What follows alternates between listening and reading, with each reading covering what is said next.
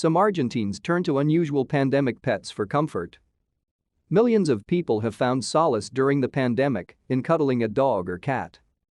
For a few, comfort comes in other forms, those of a horse or a pig, perhaps a possum-like sugar glider, or even a tarantula.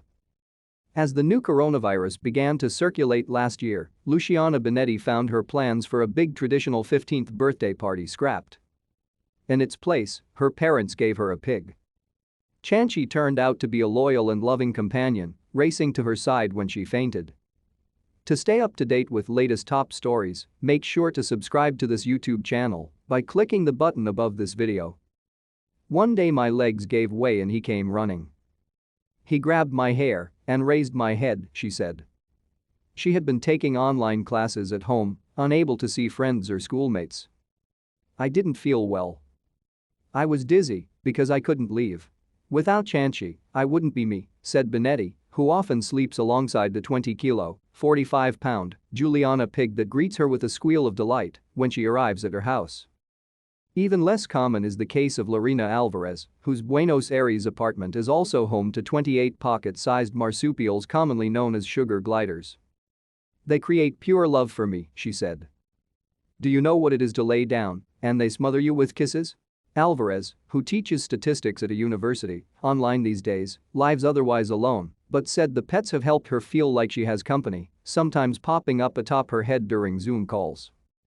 I get up and I live for them. They are my engine of struggle and of life, she said of the animals that scamper over her looking to be petted or leap and glide down to the floor. The 28 are the result of two she adopted several years ago after getting a permit for the exotic animals. That sort of multiplication is one of several reasons that many animal rights groups oppose keeping gliders as pets and why some dealers sell only neutered males. Skeptics say the animals are often abandoned by overwhelmed owners less dedicated than Alvarez, who herself offers advice to would-be owners, or suffer in the hands of people unprepared for the behaviors, special diets and needs of a tree-dwelling night creature that can glide for 50 meters, when free. Some places, including California and New York City, ban them as pets. Argentine veterinarian Adrian Petta, who specializes in unconventional pets, said he's seen hundreds of animals over the past 18 months of the pandemic: pigs, rabbits, birds, rodents, geckos and the like. Many people have felt alone and have sought pets, or they are tired of the television and computers and need more effective relationships, he said. Even with those that show no affection, people can feed them and feel that someone or something needs them. That's the case for Osvaldo Negri, a 50-year-old nurse. Negri said he began raising spiders to overcome arachnophobia and now has 60.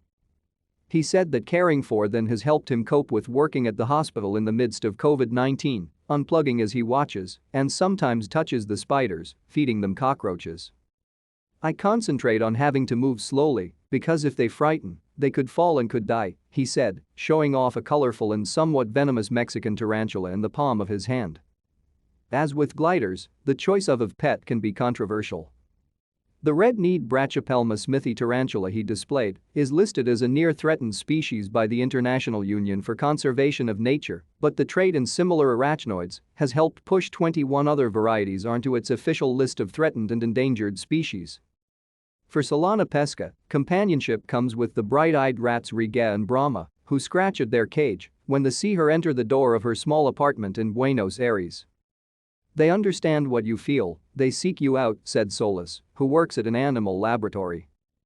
South of Buenos Aires, in the town of Tandil, 77-year-old Alberto Castro had spent much of his time at the Hogar San Jose, a home for the elderly, sitting in a chair. That changed in March last year, just as the pandemic was starting to appear, when the home's operator, Alejandro Moreno Hueo, brought in a horse named Coco. Castro took to caring for the horse, which arrived in bad shape. It changed my life. I care for it, it seeks me out, and when I approach, it neighs. As long as I am there, nothing is going to happen to it, he said.